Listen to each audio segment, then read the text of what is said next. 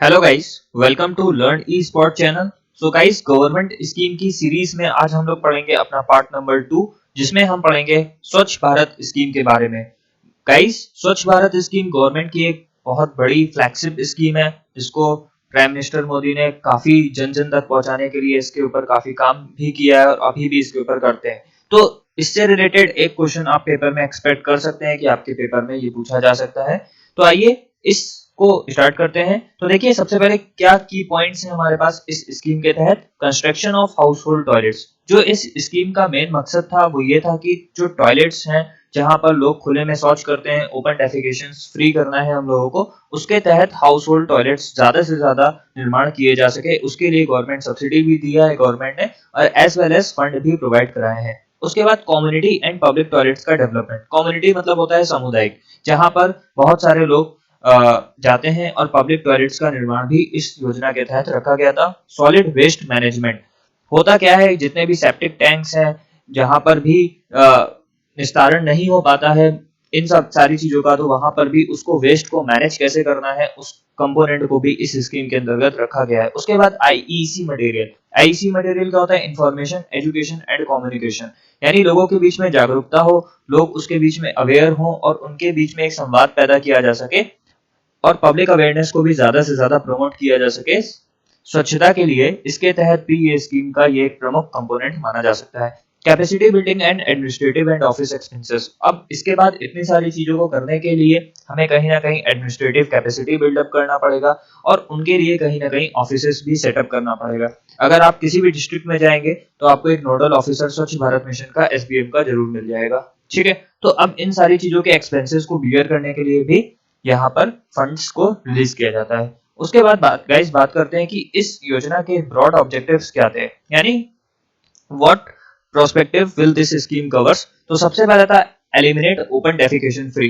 देखिए कितने सारी जगह पर अभी अगर आप करंट अफेयर्स पढ़ते हो तो कि भारत के लमसम 90% हिस्से जो है आज वो ओपन डेफिकेशन फ्री हो चुके हैं। Conversion of insanitary toilets to pour flush toilets. जहां पर इनसैनिटेशन रहता था उनको पोर फ्लश टॉयलेट्स में कन्वर्ट करने का भी काम यहाँ पर निर्धारण किया गया है। Eradication of manual scavenging. जो अभी तक सेप्टिक टैंक्स में से या फिर नाले वगैरह में से जो मैनुअल स्कैवेंजिंग होती थी, यानी लोग खुद जाकर उसके नीचे से उसको साफ सफाई करते थे, इसके लिए अब मशीन्स को अलॉट किया गया है इस योजना के तहत ही।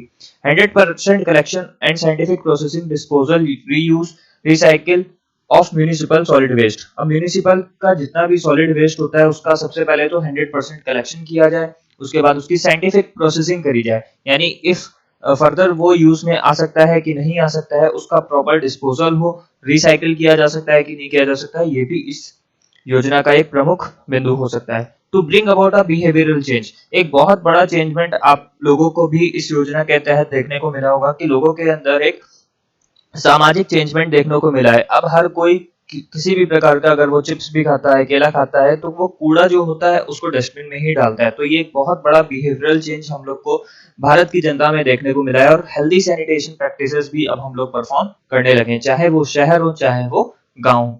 Generate awareness among the citizens about the sanitation. लोगों के बीच में सैनिटेशन के ऊपर जागरूकता का बहुत बड़े बड़े प्रोग्राम चलाए जाते हैं, डिस्ट्रिक्ट लेवल पर भी, स्टेट लेवल पर भी, और इसका लिंकेज किया जाता है पब्लिक हेल्थ डिपार्टमेंट के साथ में। Strengthening of urban local bodies to design, execute and operate systems. जितनी भी अर्बन लोकल बॉडीज होती हैं, डिस्ट्रिक्ट में जितनी भी बॉडीज होती हैं, चाहे वो स्वच्छता के ऊपर हो चाहे वो हेल्थ डिपार्टमेंट हो, उन सबको स्ट्रेंथन किया जा रहा है, मजबूत किया जा रहा है, जिससे वो नई नई चीजें डिजाइन कर सके, उसको एग्जीक्यूट कर सके और उसको ऑपरेट किया जा सके। To create enabling environment for private sector participation.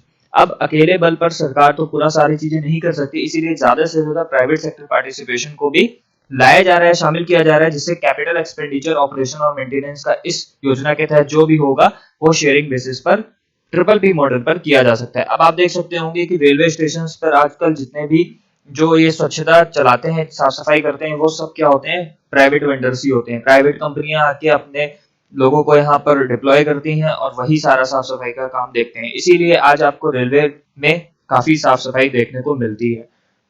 Next बात करते हैं इसकी नोडल मिनिस्ट्री जो है वो कौन सी हो सकती है और इंस्टीट्यूशन क्या है। तो गाइस, इसकी जो नोडल मिनिस्ट्री है वो है ministry of urban development, ministry of urban development इसकी नोडल मिनिस्ट्री है। उसके बाद फंड एलोकेशन सेंट्रल और स्टेट गवर्नमेंट में किस प्रकार से होता है, वो होता है 75:25%। मतलब अगर 100 करोड़ रुपए इस योजना के तहत रिलीज किए जाएंगे तो 75 करोड़ रुपए जो देगी वो केंद्र सरकार देगी और 25 करोड़ देगी जो वो है राज्य सरकार। अगर हम बात करते हैं नॉर्थ ईस्टर्न और जहां पर स्पेशल कैटेगरी स्टेट्स है वहां पर 90:10 का रेशियो चलता है। तो गाइस ये एक छोटा सा वीडियो था, इंपॉर्टेंट स्कीम है आपके पेपर के रिलेटेड। अगर आपको ये अच्छा लगता हो तो प्लीज इस चैनल को लाइक करिए, सब्सक्राइब करिए और अपने फ्रेंड्स में शेयर करिए। Okay, thank you guys.